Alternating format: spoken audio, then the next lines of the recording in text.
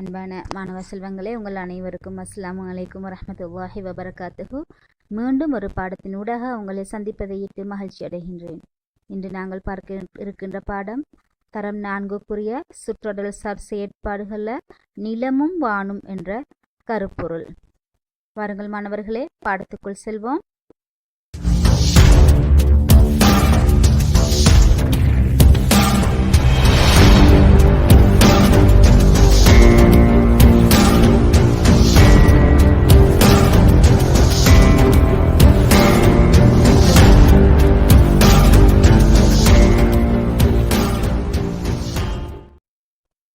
இன்றைய பாடத்தினுடைய கற்றற்பேறுகள் இங்கே உங்களுக்காக காட்சிப்படுத்தப்பட்டுள்ளன. எனவே இவற்றினை உங்களுக்கு வாசித்துக் கொள்ளலாம். அடுத்த விடயத்துக்கு நாங்கள் செல்வோம். உங்கள் வீட்டு சூழலில் உலாவி அவதானிக்கக்கூடிய பல்வகைமையுடன் கூடிய இடங்களை அவதானியுங்கள். அன்பான மாணவ செல்வங்களே, உங்களுக்கு உங்கள வீட்டை சூழ உள்ள இடங்கள்ல அல்லது ஏற்கனவே நீங்கள் சுற்றுலாக்கள் சென்றிருந்தால் அந்த இடங்கள்ல போய் கண்ட இடங்கள்ல நிலத்தின் எமது சூழலின் பல்வகைமைகளை உங்களுக்கு அவதானிக்கக்கூடியதாக இருக்கும். உங்களோட நினைவுக்கு நான் அவற்றை கொண்டு வருகின்றேன். உதாரணங்கள் சிலவற்றையும் நான் உங்களுக்கு காட்டுகின்றேன். மணற்பாங்கான தரை. நீங்கள் பாடசாலை சூழல்ல அல்லது வீட்டு சூழல்ல உலாவுகின்ற வேளையில நீங்கள் அவதானிக்கக்கூடிய சில மாற்றங்களை இடங்களை உங்களுக்கு நான் காட்டுகின்றேன். பாருங்கள், மணற்பாங்கான தரை, மணல்னால கூடிய ஒரு தரை காணலாம் உங்களுக்கு. அடுத்தபடியாக வரல் கொண்ட தரை, வரல் மண்களை கொண்ட சில தரைகளையும் உங்களுக்கு கண்டுகொள்ளலாம். அடுத்ததாக புட்கள் கொண்ட தரை, புட்கள் கொண்ட தரைகளையும் உங்களுக்கு எமது சூழல்ல கண்டுகொள்ளலாம். அடுத்தபடியாக சீமந்து தரை, நாம் சீமந்துகளை பரப்பி இருக்கின்ற தரையும் ஒரு வகையான தரைதான். எனவே இவ்வாறான தரைகளையும் எமது சூழல்ல உங்களுக்கு கண்டுகொள்ளலாம். அடுத்து தரையோடு பதித்த தரை. தரையோடுகள் நவீன காலத்தை பொறுத்த வரைக்கும் அன்பான மாணவர்களை நீங்கள் கண்டிருப்பீர்கள். நிலங்களுக்கு நிறைய தரையோடுகள் பதிக்கப்படுகின்றன. அவ்வாறான ஒரு இடம் எமது பாடசாலையிலும் காணப்படுகின்றது. அவற்றை തന്നെ இப்போது உங்களுக்கு காட்சிக்காக இட்டுள்ளேன். எனவே இவ்வாறான நிலங்கள்ல நீங்கள் பெற்ற அனுபவங்கள் நாங்கள் ஒவ்வொன்றாக பார்ப்போம். முதலாவது பந்தை உருட்டும் போது. ஏற்கனவே நான் உங்களுக்கு காட்டிய நிலங்கள்ல நீங்கள் ஒரு பந்தை உருட்டுகின்ற பொழுது எவ்வாறான அனுபவத்தை பெற்றீர்கள். இரண்டாவது பார்ப்போம், பொருளொன்றை கட்டி இழுக்கும் போது. பொருளொன்றை கட்டி இழுக்கும் பொழுது நீங்கள் எவ்வாறான ஒரு அனுபவத்தை பெற்றீர்கள். அடுத்தபடியாக ஒரு மரக்குற்றி ஒன்றை தள்ளும் பொழுது. எனவே இங்கு நான் உங்களுக்கு 3 நிகழ்வுகளை காட்டியுள்ளேன். இவ்வாறான நிகழ்வுகளை மாணவர்களை நீங்கள் செய்து பார்க்கின்ற போது எவ்வாறான அனுபவத்தை நீங்கள் பெறுகின்றீர்கள் என்பதைத்தான் நான் உங்களுக்கு இங்கு விளக்க வருகின்றேன். ஒரு புத்தரையை விட அல்லது வரல் கொண்ட தரையை விட ஒரு சீமந்து தரையில பந்தை ஊட்டுவது உங்களுக்கு இலகுவா இருந்திருக்கும். அதே போல் பொருளொன்றை கட்டி இழுக்கும் பொழுதும் உங்களுக்கு எவ்வாறான தரையில் இலகுவாக இழுக்கலாம் என்பதனையும் உங்களை கண்டுகொள்ளலாம். எனவே இவ்வாறான சில அனுபவங்கள் அன்பான மாணவர்களே உங்களுக்கு உங்களோட வீட்டு சூழல்ல செய்து பார்த்து கொள்ளலாம். இங்கே நான் உங்களுக்கு சில படங்களை காட்டியுள்ள அன்பான மாணவர்களே. ஒரு மேடு நோக்கி ஒரு பந்தை தள்ளுகின்ற போது எவ்வாறான அனுபவத்தை பெறுவீர்கள், அல்லது பள்ளமான இடம் ஒன்றை நோக்கி நீங்கள் பந்து ஒன்றை சுழற்றும் பொழுது எவ்வாறான அனுபவத்தை பெறுகின்றீர்கள். அதே போல் மரக்குற்றிகளை இழுக்கும் பொழுது, தள்ளும் பொழுது, அல்லது பொருளொன்றை சுமந்து செல்லும் பொழுது எவ்வாறான அனுபவங்களை நீங்கள் பெறுகின்றீர்கள் என்பதனூடாக இந்த படங்களினூடாக பார்ப்பதிலிருந்து உங்களுக்கு விளங்கி கொள்ளலாம். அடுத்து இயற்கையான நிலங்கள் பார்ப்போம். எமது சூழல்ல மனிதண்ட முயற்சி இல்லாமல் இயற்கையாகவே காணப்படுகின்ற நில வகைகள். 1 புல்வெளிகள், 2வது பற்றை காடுகள், 3வது நீர்வீழ்ச்சிகள், 4வது மலைத்தொடர்கள், அடுத்தது கடற்கரைகள். அன்பான மாணவர்களே, இவை அனைத்திலும் உங்களுக்கு அனுபவம் கூடிய அதாவது தெரிந்த இடங்கள் என்பதனால இங்கே படங்களை நான் காட்டவில்லை என்றாலும் உங்களுக்கு இவை தெரிந்த இடங்கள் தான். இவை இயற்கையாகவே உள்ள நிலங்கள் தான். மனிதண்ட முயற்சி இல்லாமல் இயற்கையாகவே அமைய பெற்ற நிலங்கள் தான் இங்கே நான் உங்களுக்கு உதாரணங்களாக காட்டியுள்ளேன். அடுத்து மனிதனால் தயார் செய்யப்பட்ட நிலங்கள் பார்ப்போம். மனிதன் அவனுடைய தேவைக்காக அவன் தயார்படுத்திய நிலங்கள் எவ்வாறானது என்று. ஒன்று மைதானம். மைதானம் அவனுக்கு தேவையா விளையாடுவதற்கு உகந்ததாக அவன் செயற்கையாக அந்த நிலத்தை அமைக்கின்றான். எனவே மைதானம் மனிதனால் தயார் செய்யப்படுகின்ற ஒரு இடம். அதேபோல் விளையாட்டு முற்றம், பூங்கா, வயல், வீதிகள் இவை அனைத்தும் மனிதனால் தயார் செய்யப்படுகின்ற நிலங்களாகும். எனவே இவற்றையும் உங்களுக்கு உதாரணங்களாக கண்டுகொள்ளலாம். அடுத்தபடியாக மண் பற்றிய ஒரு பரிசோதனையை நான் உங்களுக்கு செய்து காட்டுகின்றேன். வாருங்கள் மாணவர்களே, அவற்றினை நாங்கள் பார்ப்போம்.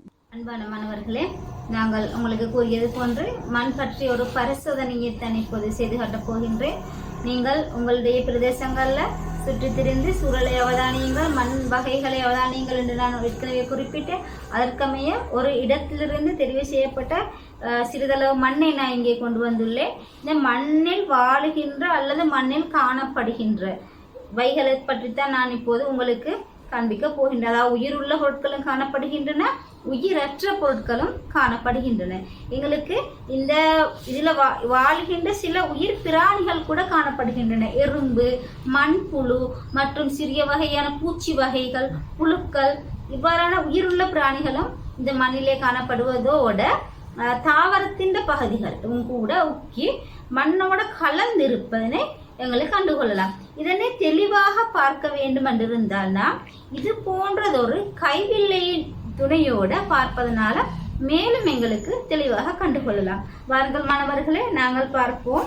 இந்த மண்ணிலே காணப்படுகின்ற உயிர் உள்ள உயிரற்றவைகளை நாங்கள் பார்த்து கொள்வோம். இங்கே பெரிய கற்கள் காணப்படுகின்றன, சிறிய மணல்கள் காணப்படுகின்றன மற்றும் எறும்புகள் காணப்படுகின்றன. இலைகளுடைய சருகுகள் காணப்படுகின்றன, காய்ந்த பூக்கள் காணப்படுகின்றன, பூக்களுடைய பகுதிகள் காணப்படுகின்றன. அத்தோடு மாணவர்களே, இறந்த பிராணிகளுடைய இறக்கைகள், அதாவது ஈகள் போன்றவைகளுடைய இறக்கைகளும் கூட காணப்படுகின்றன. இவ்வாறு இந்த கைவில்லையின் ஊடாக நீங்கள் பார்ப்பதனால் உங்களுக்கு தெளிவாக இந்த மண்ணில் வாழுகின்ற உயிரினங்களையும் மேலும் காணப்படுகின்ற மிக நுண்ணிய பொருட்களையும் கண்டுகொள்ளலாம். சில தாவரத்தின் வேர்கள் கூட, இறந்த வேர்கள் கூட இந்த மண்ணில் கலந்துள்ளதை கண்டுகொள்ளலாம்.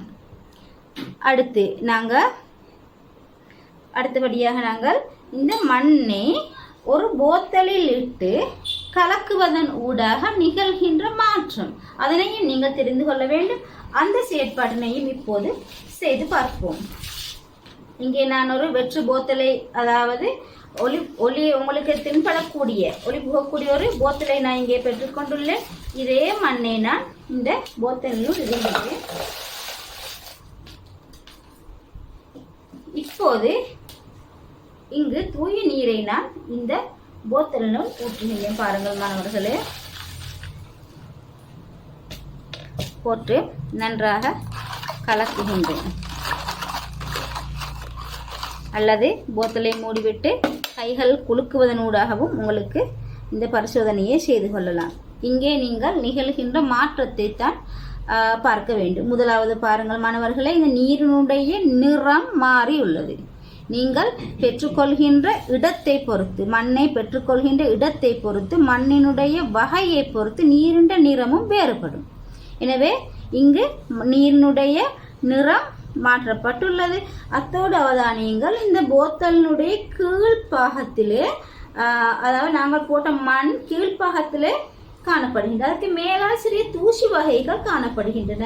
அடுத்தபடியாக இங்கே நீர் காணப்படுகின்றன. நீரின் மேற்பரப்பிலே அதாவது சருகுகள், முக்கிய சருகுகள் காணப்படுகின்றன. இந்த அவதானிப்பைத்தான் இந்த பரிசோதனையினூடாக நீங்கள் கண்டுகொள்ள வேண்டும். எனவே உங்களிடம் வினாக்கள் வினவப்பட்டால் இவ்வாறான செயற்பாட்டின் போது இந்த நீர் கொண்ட பாத்திரத்துல மண் கொண்ட பாத்திரத்துல நீரை ஊற்றி குலுக்குகின்ற வேளையில நீங்க என்ன அவதானிப்பை கண்டுகொள்வீர்கள் என்று கேட்கப்படும் இடத்து இந்த அவதானிப்புகளை உங்களுக்கு பட்டியல் படுத்தி கொடுக்கலாம். இங்கு காட்டப்பட்டிருக்கின்ற 2 படங்களையும் அன்பான மாணவர்களை அவதானியுங்கள். முதலாவது சூரிய ஒளி கிடைக்கும் நாள், முகில்களுடன் கூடிய ஒரு இருண்ட நாள். எனவே 2 நாட்களுக்கும் இடையில சூரிய ஒளி கிடைக்கின்ற போது, சூரிய ஒளி கிடைக்காத போது, அதாவது குறைவாக கிடைக்கின்ற நேரத்தில் உங்களுக்கு எவ்வாறான நிகழ்வுகளை கண்டுகொள்ளலாம் என்ற விடயத்தை நாங்கள் அடுத்தது பார்ப்போம். நல்லது அன்பான மாணவர்களே, இங்கு நாங்கள் பார்ப்போம் சூரிய ஒளி உள்ள நாளுக்கும் முகில்களுடன் கூடிய நாளுக்கும் இடையிலான வித்தியாசம் என்னண்டு. முதலாவது, சூரிய ஒளி உள்ள நாளில் வானம் நீல நிறமாக காணப்படும். அடுத்தபடியாக முகில்களுடன் கூடிய நாளில் வானம் கருமை நிறத்தை கொண்டதாக காணப்படும். அடுத்ததாக பார்ப்போம், சூரிய ஒளி உள்ள நாளில் உடல் வியர்க்கும், ஆனால் முகில்களுடன் கூடிய நாளில் உடல் குளிர்ச்சியாக இருக்கும். அடுத்தபடியாக சூரிய ஒளி உள்ள நாளில் சூடான காற்று வீசும், மாற்றமாக முகில்கள் உள்ள நாளில் குளிர்காற்றாகத்தான் வீசும். ஏனென்றால் சூரிய ஒளி குறைவென்றதுனால வெப்பம் குறைவாக காணப்படும். அடுத்தபடியாக நாங்கள் ஒரு ஈரத்துணியை உலர வைப்போமாயிருந்தால் சூரிய ஒளி உள்ள நாளில் விரைவாக உலரக்கூடியதாகவும், முகில்களுடன் கூடிய நாளில் விரைவாக உலராமல் இருக்கக்கூடியதாகவும் காணலாம். நமக்கு விரைவாக உலராமல் நீண்ட நேரம் எடுக்கக்கூடியதாக இருக்கும் முகில்களுடன் கூடிய நாளில். அடுத்தபடியாக நெல் அறுவடை செய்யவும் உப்பு உற்பத்தி செய்யவும் பொருத்தமான ஒரு நாளாகத்தான் சூரிய ஒளி உள்ள நாள் காணப்படும். முகில்களுடன் கூடிய நாளில் அந்த வேலைகளை செய்வதற்கு சிரமமாக காணப்படும். அடுத்த விடயத்தை பார்ப்போம். மழை நாட்களில் மேற்கொள்ள கடினமான நாளார்ந்த செயற்பாடுகள். நாங்கள் அன்றாடம் செய்யக்கூடிய வேலைகளில் மழை ஏற்படுகின்ற பொழுது, தொடர்ச்சியாக மழை ஏற்படுகின்ற நாளில் பொறுத்த வரைக்கும் எமக்கு தடைப்படுகின்ற கடினமான வேலைகளை, அதாவது எங்களுடைய செயற்பாடுகளை கடினமானதாக காட்டக்கூடிய வேலைகள் என்னென்னு பார்ப்போம். முதலாவது துணிகளை உலர்த்துதல். நாங்கள் ஆரம்பத்திலேயே பார்த்தது போன்று துணிகளை உலர்த்துவதும் கடினமானதாக இருக்கும். இரண்டாவது, விளையாட்டுக்களில் ஈடுபடுதல். மழை காலங்களில் விளையாட்டுக்களில் சிறுவர்களுக்கு ஈடுபடுதலும் முடியாமல் இருக்கும்.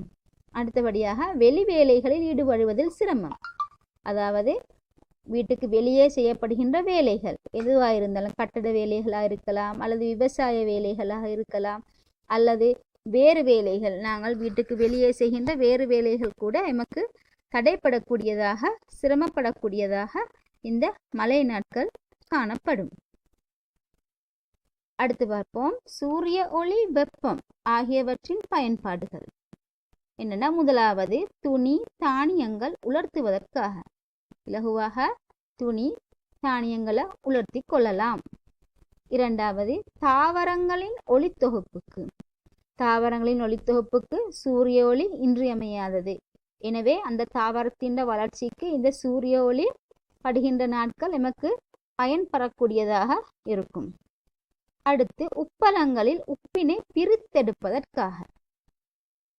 அதாவது அன்பான மாணவர்களே, உப்பளங்களில் உப்புகளை பிரித்தெடுப்பதற்காக கடல் நீரிலிருந்து அந்த நீரை வற்ற வைத்து காய வைத்து உப்புக்கள் தயாரிக்கின்ற நிகழ்வுகளை நீங்கள் புத்தளம் போன்ற பகுதிகளில் கண்டிருக்கலாம்.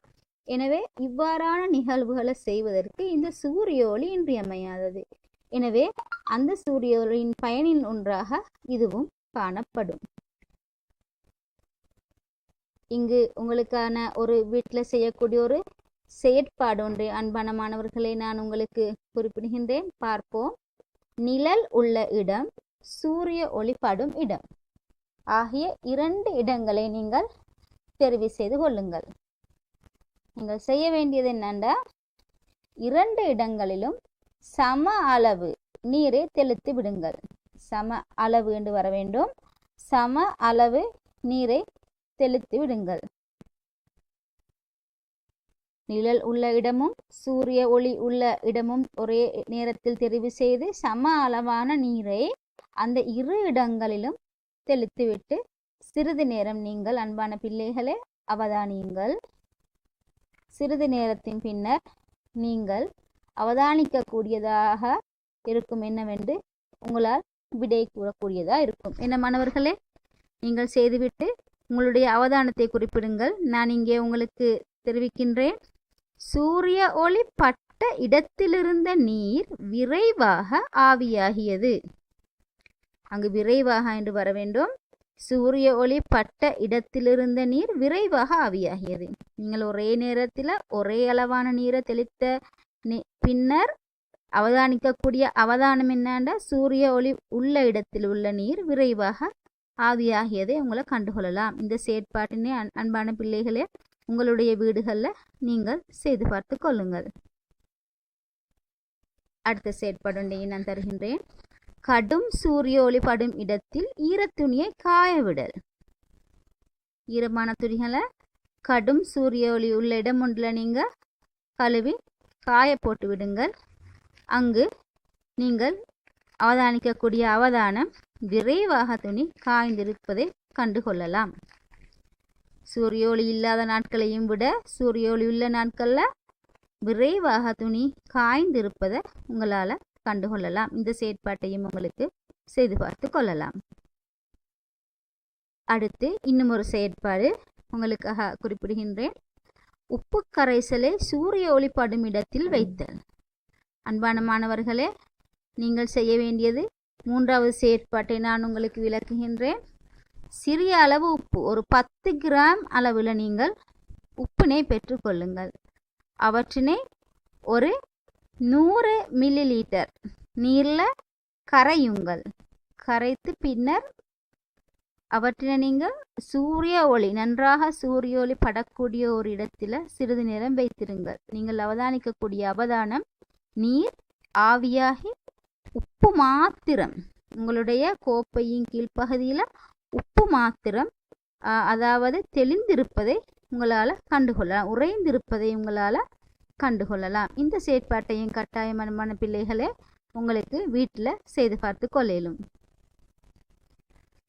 நாங்கள் அது போன்றதொரு செயற்பாட்டை தான் அன்பான பிள்ளைகளே உப்பளங்களில் உப்பை பிரித்தெடுப்பதற்காக செய்கிறார்கள். நாங்கள் பார்ப்போம். இங்கே சில படங்கள் உங்களுக்கு காட்டப்பட்டிருக்கின்றன.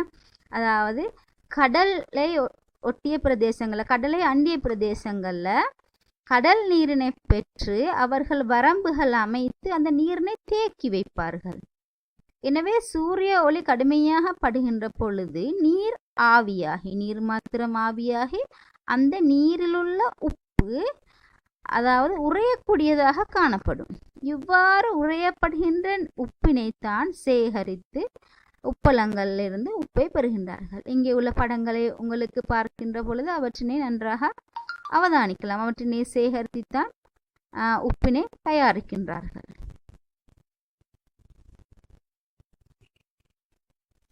அடுத்த விடயத்துக்கு வருவோம். அந்தி மாலை நேரம், மின் துண்டிப்பு நேரம். இந்த 2 நேரங்களையும் உங்களோட மனதில் கொள்ளுங்கள் பிள்ளைகளே. அந்தி மாலை நேரம் என்பது சூரிய ஒளி மங்கிய ஒரு நேரம். அத்தோடு இரவு வேளையில் மின் துண்டிக்கப்பட்ட பொழுது உங்களுடைய உணர்வுகள் எவ்வாறு இருக்கும்? அதாவது உங்களுக்கு பார்ப்பதற்கு எதையுமே பார்க்க முடியாத ஒரு சூழல் தான் அங்கு காணப்படும். இரவு வேளையில் மின் துண்டிக்கப்பட்டால் ஏனென்று நினைக்கிறீர்கள்? ஏனென்றால் எமது பார்வைக்கு தேவையான ஒளி அங்கே கிடைக்கப்பெறவில்லை. மின் விளக்குகளை நாங்கள் இரவு வேளைகளை ஒளிர செய்கின்றோம். அந்த மின் விளக்கினுடைய ஒளி இல்லாததினால, அதாவது மின் துண்டிக்கப்பட்ட நேரத்தில் மின் விளக்குகளினுடைய ஒளி இல்லாததினால எமக்கு எதையும் பார்க்க முடியாத ஒரு நிலைமை ஏற்படும். எனவே நாங்கள் இங்கே பார்ப்போம், என்ன அசௌகரியங்களை நாங்கள் காண்கின்றோம். முதலாவது, தெளிவாக ஒன்றை அவதானிக்க முடியாமல் இருக்கும். அடுத்தபடியாக கண் தென்படாதது போன்ற ஒரு உணர்வு ஏற்படும் எமக்கு. எனவே எமக்கு ஒளி தரக்கூடிய ஒளிகள் என்னன்னு பார்ப்போம். இயற்கையான ஒளிகள், சூரிய ஒளி, சந்திரனின் ஒளி, நட்சத்திரங்களின் ஒளி. மிகவுமே பிரகாசமான ஒளியாக சூரிய ஒளி காணப்படுகின்றது. நாங்கள் பகல் வேளைகளில் சூரியன் ஒளியின் உதவியினால தான் அனைத்தையும் பார்க்கின்றோம். அதேபோல் சந்திரன் ஒளி, சந்திரன் ஒளியும் எமக்கு ஓரளவு இரவு வேளைகளில் சில வகையான அதாவது எமக்கு பார்ப்பதற்கு கண்களால் பிறவற்றை பார்ப்பதற்கு உதவக்கூடியதாக இருக்கும். என்றாலும் சூரியனுடைய ஒளியுடன் ஒப்பிடும் பொழுது மிக மிக குறைவு. சூரியன் ஒளி பட்டு தெரிப்படைவதனால தான் நமக்கு சந்திரன் அந்த சிறிய அளவு ஒளியும் கிடைக்கின்றது. நட்சத்திரங்களுக்கும் இயற்கையான ஒளிகள் மிக குறைந்த அளவு காணப்படுகின்றது. என்றாலும் சூரியனின் ஒளிதான் எமக்கு நன்றாக தென்படக்கூடியதாக அமைகின்றது. எனவே இது இயற்கையாகவே உள்ள ஒளிகள், மனிதனால் ஏற்படுத்தப்பட்டவை அல்ல. அடுத்தபடியாக நாங்கள் செயற்கையான ஒளிகள் என்னான்னு பார்ப்போம். அதாவது மனிதன் முயற்சியினால மனிதன் எவ்வாறு ஒளிகளை ஏற்படுத்தி கொண்டான். சூரிய ஒளி இல்லாத வேளையில், அதாவது அந்தி மாலை இரவு வேளைகளில் நாங்கள் மின்குமிழ்களை ஒளிர செய்கின்றோம். அல்லது மின்சாரம் துண்டிக்கப்பட்ட வேளைகளை மின்சூளையோ மெழுகுவர்த்தியையோ நாங்கள் பயன்படுத்துகின்றோம். ஏன்? ஒளியினை பெற்றுக்கொள்வதற்காக. ஆகவே இவை செயற்கையான ஒளிகள். இன்னும் பல உதாரணங்களை கூட குறிப்பிடலாம். மின் விளக்குகள், மின்குமிழ்களோட பல வகையான மின்குமிழ்கள் இப்போது சந்தையில் காணப்படுவதை அன்பான பிள்ளைகளை உங்களால் கண்டுகொள்ளலாம்.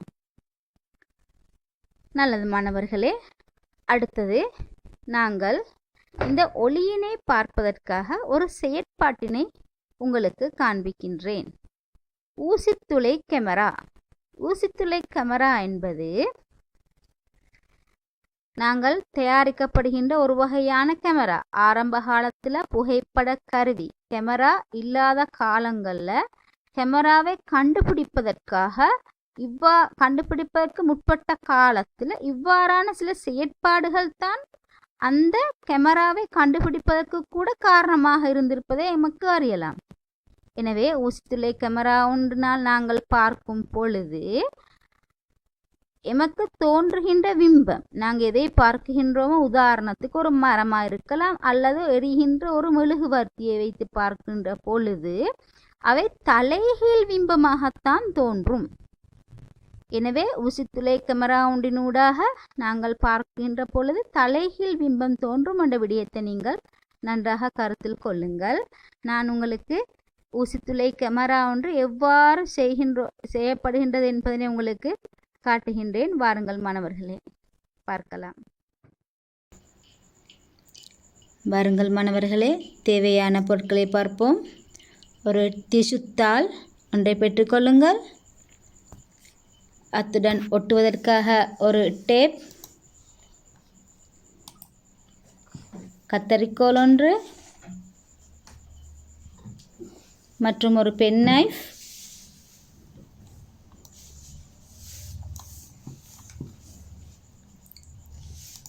ஒரு கருப்பு நிற தாள்,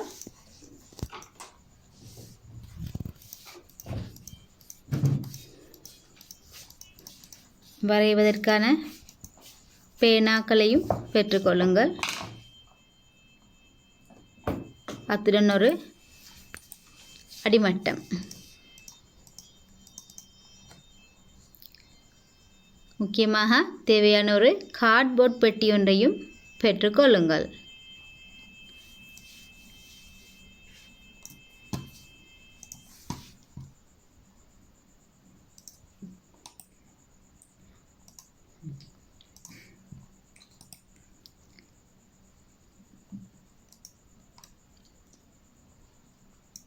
இப்போது நாங்கள் செய்கின்ற முறையினை பார்ப்போம். கார்ட்போர்ட் பெட்டியை நன்றாக மூடி அதன் வாய்ப்பக்கத்துக்கு டேப்பை ஒட்ட வேண்டும்.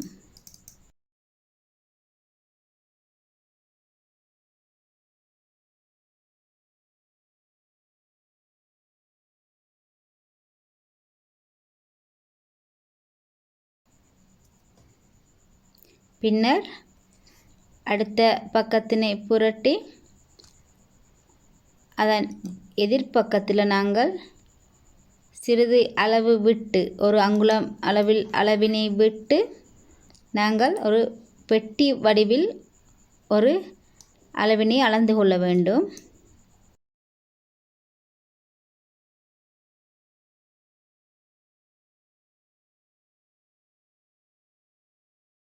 அதற்கு நேர் எதிரேயுள்ள அடுத்த பக்கத்தினையும் நாங்கள் இங்கே படத்தில் காட்டப்படுகின்றவாறு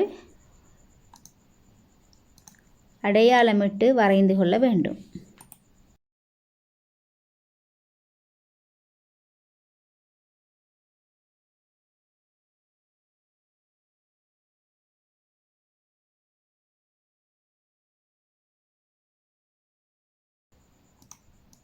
இப்போது நாங்கள் ஏற்கனவே வரையப்பட்ட அந்த கோட்டின் வழியே ஒரு பென் நைஃபினால் இந்த கார்ட்போர்ட் பெட்டியை வெட்டி அந்த துண்டை அகற்ற வேண்டும்.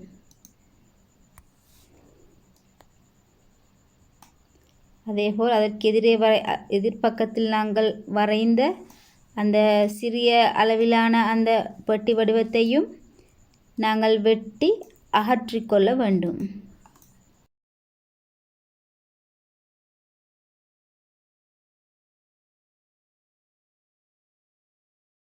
இப்பொழுது அந்த சிறியதாக வெட்டிய பகுதிக்கு அளவான கருப்பு நிறத்தாளை வெட்டி எடுத்து அதனை அந்த சிறிய பெட்டி வெட்டிய இடத்தில் ஒட்டப் போகின்றோம். பாருங்கள்.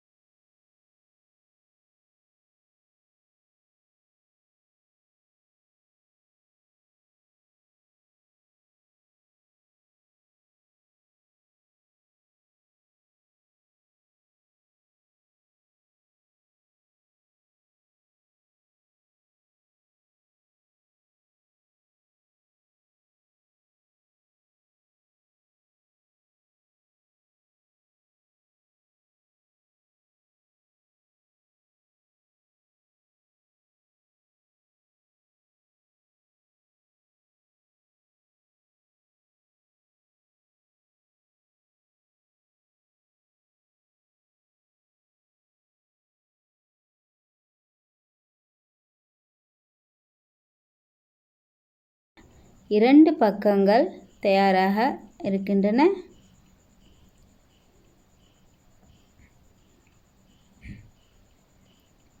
சிறிய பெட்டி அளவில் வெட்டிய அந்த கருப்பு தாளொட்டப்பட்ட பகுதியின் சரியாக மத்திய இடத்துக்கு நாங்கள் ஒரு குண்டூசி ஒன்றினை எடுத்து சிறியதாக ஒரு துளையினை இட்டுக்கொள்ள வேண்டும்.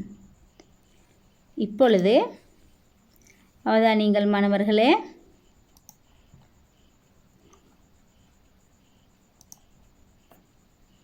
நாங்கள் சரியாக பெட்டிக்கு எதிர் திசையில் துளையிடப்பட்ட அந்த துளைக்கு சமமாக அதுக்கு சமாந்தரமான உயரத்திலே ஒரு மெழுகுவர்த்தியை எரிய வைக்க வேண்டும்.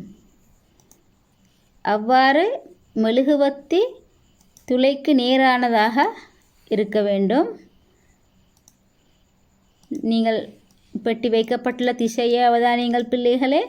கருப்பு நிறத்தால் ஒட்டப்பட்ட பகுதி மெழுகுவர்த்திக்கு பக்கத்தில் தான் வைக்கப்பட்டுள்ளது. அடுத்த பக்கம் நாங்கள் திசுத்தால் ஒட்டிய பக்கத்தை வைத்துள்ளோம்.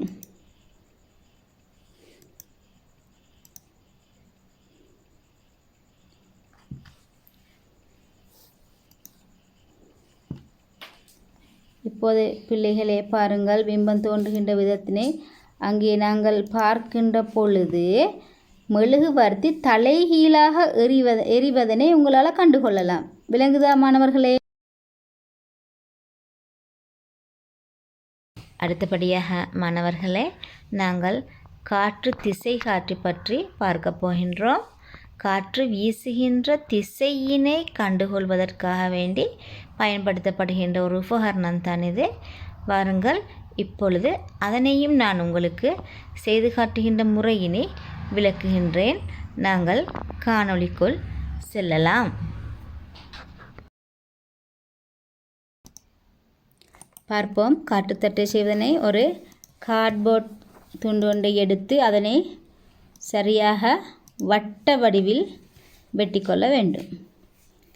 பின்னர் அதனுடைய மத்திய புள்ளியினை அளவிடுவதற்காக இங்கு காட்டியவாறு வரைந்து கொள்ள வேண்டும்.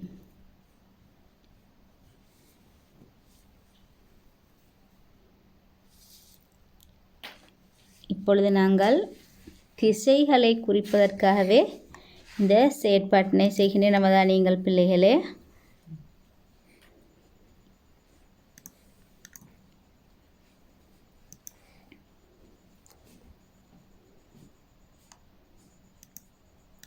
இது எண் வடிவில் காட்டப்படுவது வடக்கு திசையை நோர்த் என்பதனை குறிக்கும். அடுத்ததாக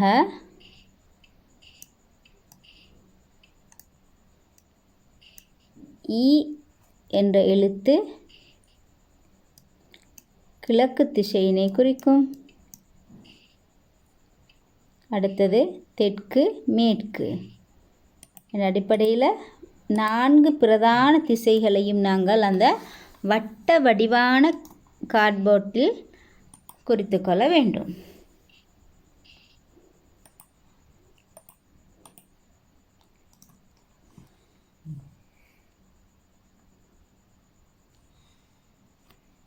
பின்னர் ஒரு பானக்குழாய் ஒன்றினை எடுத்து அதன் மத்திய புள்ளியினை நாங்கள் குறித்துவிட்டு அதன் ஒரு முனையினை சற்று வெட்டி நாங்கள் ஒரு அம்புக்குறி போன்றதொரு, அதாவது திசையை காட்டக்கூடிய ஒரு குறியினை நாங்கள் வேறு ஒரு தாளினால் வெட்டிக்கொள்ள வேண்டும். ஒரு முக்கோண வடிவில் வெட்டிக்கொள்ள வேண்டும்.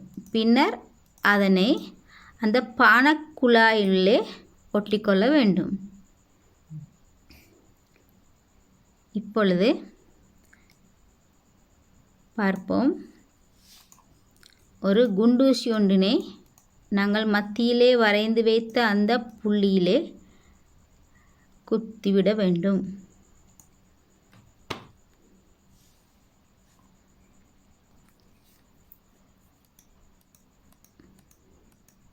அதன் பின்னர் ஒரு பென்சிலை எடுத்து அதன் அழிப்பான் உள்ள பகுதிக்கு அதனை பொருத்திவிட்டு கார்ட்போர்டின் மத்திய பகுதியில் துளையிட்டு நாங்கள் இங்கே காட்டியவாறு செய்து கொள்ள வேண்டும்.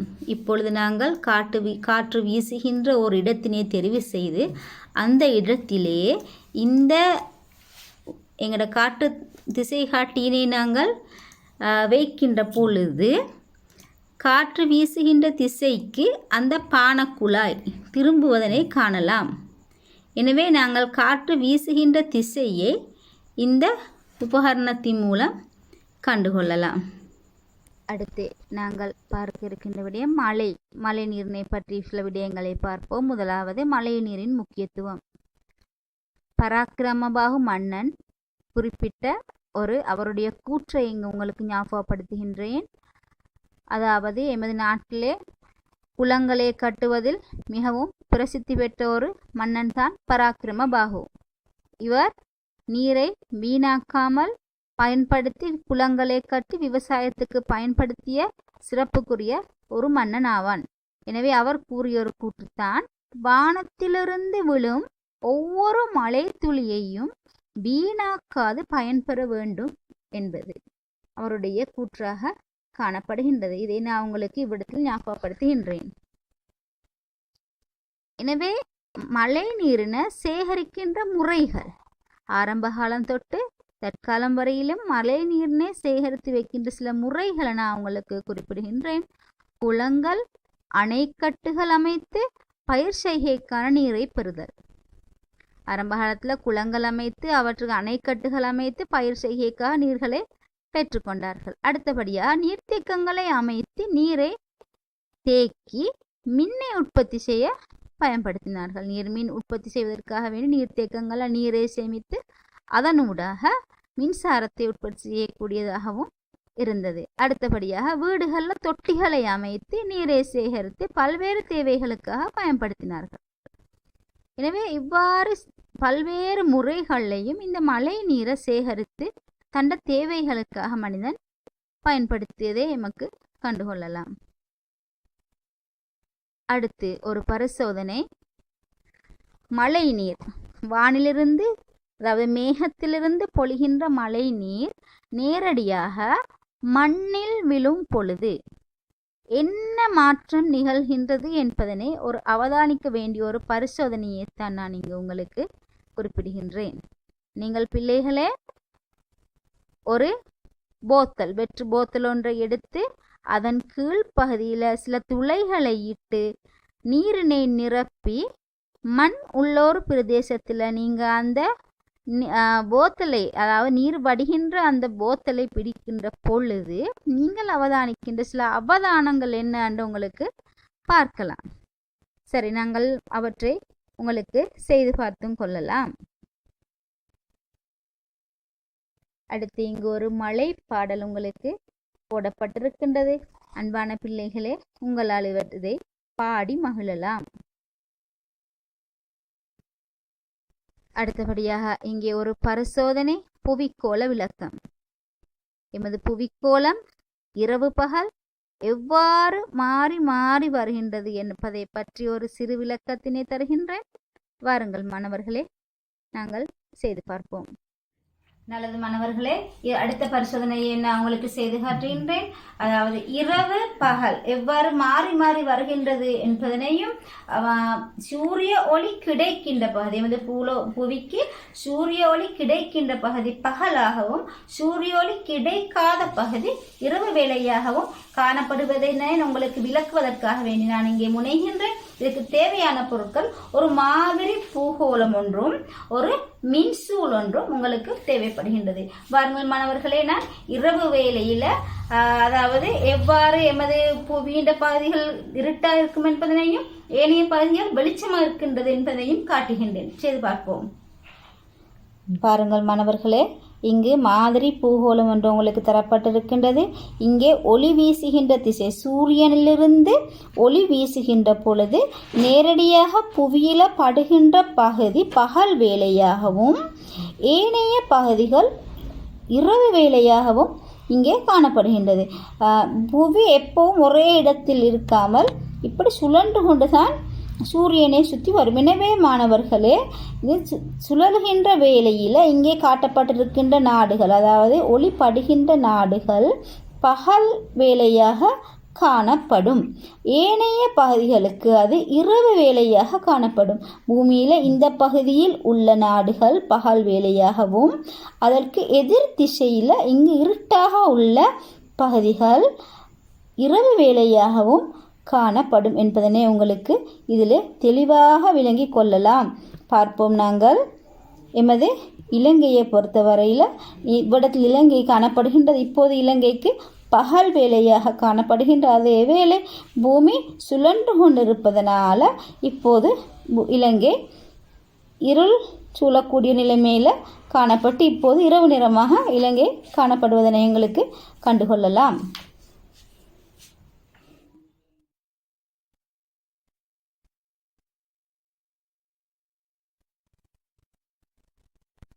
அடுத்து நாங்கள் பார்க்க போகின்ற விடயம் எமது நாட்டில் உள்ள மாகாணங்கள். எமது தாய்நாடு இலங்கை மாகாணங்களாக பிரிக்கப்பட்டுள்ள விதம், அதாவது 9 மாகாணங்களாக எமது நாடு பிரிக்கப்பட்டுள்ளன. அவற்றினுடைய பெயர்கள் என்ன என்பதை மாணவர்களே நீங்கள் கட்டாயம் அறிந்திருக்க வேண்டும். இங்கே நான் உங்களுக்கு முதலாவது படத்தில் பார்ப்போம். இங்கே நான் உங்களுக்கு முதலாவது படத்துல ஒவ்வொரு மாகாணத்தையும் பிரித்து வேறு வேறு நிறங்கள் இங்கு வேறாக்கப்பட்டு அதனுடைய வடிவத்தை காட்டுவதற்காக இங்கே காட்டியுள்ளேன். அடுத்தபடியாக இரண்டாவது படத்துல பாருங்கள் பிள்ளைகளே, நமது இலங்கை நாடு 9 மாகாணங்களாக பிரிக்கப்பட்டுள்ளது. பார்ப்போம் நாங்கள். இது வடமாகாணம், இது வடமேல் மாகாணம், இது மேல் மாகாணம். இங்கே பாருங்கள் மாணவர்களே, நாம் வாழுகின்ற மாகாணம் எமது பிரதேசம், எமது திஹாரிய பிரதேசம் மேல் மாகாணத்தில் தான் அமைய பெற்றுள்ளதை நீங்கள் அறிவீர்கள். இந்த மேல் மாகாணம் 3 மாவட்டங்களால் பிரிக்கப்பட்டுள்ளது. கம்பஹா, கொழும்பு, களுத்துறை. எனவே இந்த 3 மாவட்டங்களால் பிரிக்கப்பட்டு இங்கே காட்டுகின்றேன். மஞ்சள் நிறத்தினால் நிறம் தீட்டப்பட்டுள்ளது தான் எமது மேல் மாகாணம். எனவே ஏனைய மாகாணங்களுடைய பெயர்களையும் உங்களுக்கு மனனமிட்டு எந்தெந்த இடங்கள்ல அவை காணப்படுகின்றன என்பதனையும் நீங்கள் இலங்கை படம் ஒன்றின் உதவியுடன் அன்பான மாணவர்களே இவற்றை பெயர்களை குறித்து பார்த்து கொள்ளலாம்.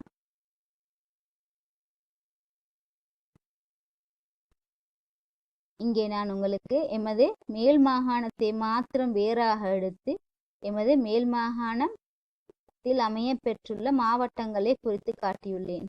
மேலுள்ள பகுதி கம்பஹா மாவட்டம், மத்தியில் உள்ள பகுதி கொழும்பு மாவட்டம், கீழ் உள்ள பகுதி களுத்துறை மாவட்டம். இந்த மாகாணம் தான் இங்கே இலங்கையில இந்த மேல் பகுதி உள்ள மாகாணம்.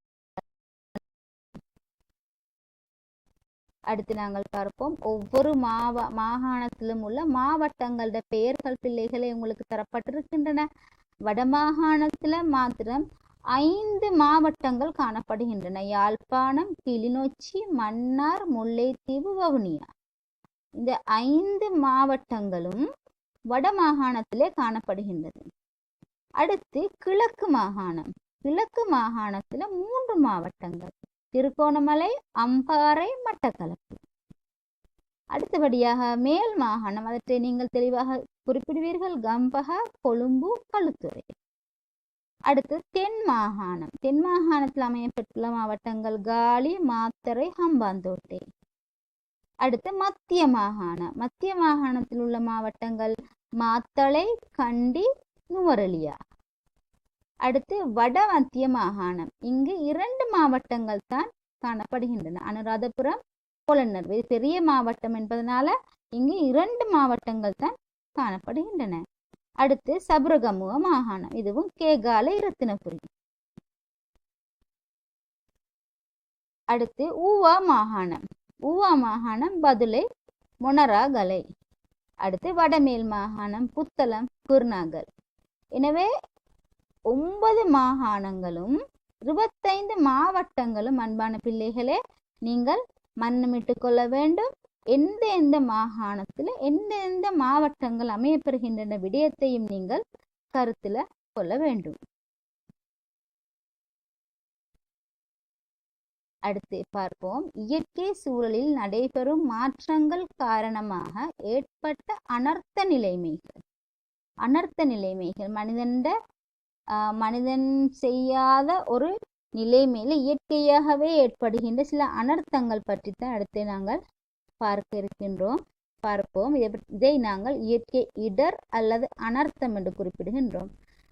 முதலாவது சூறாவளி, அடுத்து பூமி அதிர்வு, காட்டுத்தீ, வெள்ளப்பெருக்கு, சுனாமி, எரிமலை, மண் சரிவு. இவை அனைத்தும் அதாவது இயற்கை இடர்களாக அல்லது இயற்கை அனர்த்தங்களாக காணப்படுகின்ற. இவற்றை பற்றி நீங்கள் பத்திரிகைகள் வாயிலாகவோ அல்லது தொலைக்காட்சி வாயிலாகவோ மாணவர்களே நீங்கள் அதாவது அதனுடைய காட்சிகளையும் படங்களையும் கண்டிருப்பீர்கள். நான் இங்கே சில படங்களை உங்களுக்காக காட்டுகின்றேன் பாருங்கள். இங்கே சூறாவளி, இங்கு சுனாமி, காட்டுத்தீ, எரிமலை, வெள்ளப்பெருக்கு, மண் சரிவு, இவ்வாறு நிறைய நிகழ்வுகள் காணப்படுகின்றன. நான் உங்களுக்கு சில படங்களை மாத்திரம் இங்கே காட்சிக்காக இட்டுள்ளேன், உங்களால் பார்த்து கொள்ளலாம். எனவே இவ்வாறான இடர்களின் போது என்ன நடக்கின்றது என்பதை பார்ப்போம். என்ன ஏற்படுகின்றது, ஏற்படும் இழப்புக்களை பற்றி நாங்கள் பார்ப்போம். என்ன இழப்புக்கள் என்றால், உதாரணத்துக்கு நாங்கள் ஒவ்வொன்றா எடுத்து பார்ப்போமாயிருந்தால், பூமி அதிர்வு அல்லது மண் சரிவை நாங்கள் எடுத்துக்கொள்வோமாயிருந்தால் பெரும்பாலும் மலைப்பாங்கான பிரதேசங்களில் தான் இந்த மண் சரிவு ஏற்படுகின்றன. எனவே அந்த பிரதேசத்தில் வாழுகின்ற மக்களுடைய வீடுகளோ அல்லது சொத்துக்களோ சேதமடையக்கூடியதாக காணப்படும். உயிரிழப்புகளும் ஏற்படும். வெள்ளப்பெருக்கும் அவ்வாறு தான். அவர்களுடைய வீடுகளை இழக்கக்கூடியவர்களாக இருப்பார்கள்.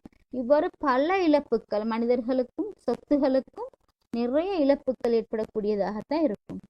எனவே இரண்டாவது அம்சம் நாங்கள் பேச வேண்டிய இரண்டாவது அம்சம் சூழலில் வெளிக்காட்டும் முன்னெச்சரிக்கைகள். எனவே இவ்வாறான இழப்புகள் வருகின்ற போது ஆரம்ப காலம் போல் அல்லாது தற்காலத்துல முன்னெச்சரிக்கைகள் விடப்படுகின்றன. உதாரணத்துக்கு சுனாமி ஆரம்பத்தில் 2004 ஏற்பட்ட வேளையில சுனாமியை பற்றிய அறிமுகம் எமது நாட்டு மக்களை பொறுத்த வரைக்கும் எவ்வித தெளிவும் இல்லாதவர்களாகத்தான் காணப்பட்டார்கள். என்றாலும் இப்பொழுது அதற்கான முன்னெச்சரிக்கைகள் விடப்படுகின்றன. அவை ஒலிபெருக்கிகள் மூலமோ அல்லது வானொலிகள் மூலமோ மக்களுக்கான எச்சரிக்கைகள் விடப்படுகின்றன. எனவே அவ்வாறான வேலைகள்ல நாங்கள் செய்ய வேண்டிய வேலைகள் என்ன? இடர் ஏற்படும் போது நாங்கள் செய்ய வேண்டிய அவ்விடத்தை விட்டு நகர்ந்து செல்ல வேண்டும். மண் சரிவா இருந்தாலும் சரி, வெள்ளப்பெருக்கா இருப்பினும் சுனாமியா இருப்பினும் சரி, அல்லது மற்றது காற்றுகள் வீசுகின்ற வேளையில் எங்களுக்கு முன்னெச்சரிக்கைகள் வானிலை அவதான நிலையத்தினால முன்னெச்சரிக்கைகள் விடப்படலாம்.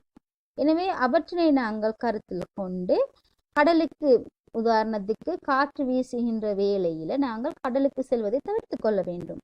எனவே நாங்கள் இவ்வாறான முன்னெச்சரிக்கைக்குரிய வேலைகளை செய்து கொள்ள வேண்டும். பழைய நிலைமைக்கு வர நாங்கள் என்ன செய்ய வேண்டும் என்றால் அவற்றினை நாங்கள் அகற்றி தூய்மைப்படுத்தி நாங்கள் அந்த இடத்துக்கு ஏற்கனவே அதற்கு நாங்கள் தவிர்க்கக்கூடிய சில வேலைகள், உதாரணத்துக்கு எங்களுக்கு மண் சரிவுகளை சிலவற்றை தவிர்ப்பதற்காக மரங்களை கூட நடலாம் அல்லது அதற்கான கல்வேலிகள் கூட இடலாம். எனவே இவ்வாறான சில வேலைகளையும் நாங்கள் செய்து கொள்வதன் ஊடாக இவை மீண்டும் நிகழ்வதை தவிர்ப்பதற்கு ஒரு சில வழிகளாக காணப்படலாம். எனவே இயற்கையாக நடைபெறுகின்ற இடர்கள் என்றால் என்ன, அவற்றினை நீங்கள் எவ்வாறு முன்னெச்சரிக்கையுடன் நடந்து கொள்ள வேண்டும் என்ற விடயத்தையும், அந்த இடர் வருகின்ற பொழுது செய்ய வேண்டியதும் இடர் வந்த பின்னர் செய்ய வேண்டிய வேலைகளையும் நீங்கள் தெரிந்து கொள்வது முக்கியமானதாகும். உங்களுக்கு பத்திரிகை செய்திகள் வாயிலாக அல்லது ஏற்கனவே பத்திரிகைகளை வந்த விடயங்களை சேகரித்து வாசிப்பதனூடாகவும் அன்பான பிள்ளைகளே இவ்வாறான பல தகவல்களை உங்களால் தேடி கொள்ளலாம் என்று தெரிவிக்கின்றேன். எனவே இதுவரையிலும் என்னுடன் இணைந்திருந்தமைக்கு நன்றிகள் கூறுகின்றேன். அன்பான மாணவர்களே, இந்த பாடத்துக்குரிய செயலட்டை இதுக்கு பின்னால் நான் உங்களுக்கு அனுப்பி வைக்கின்றேன். அந்த செயலட்டைகளையும் சிறப்பான முறையில் வினாக்களுக்கு விடைகளை எழுதி அனுப்பி வையுங்கள் என்று கூறி விடைபெறுகின்றேன். ஜஸாக்குமுல்லாஹ் ஹைர்.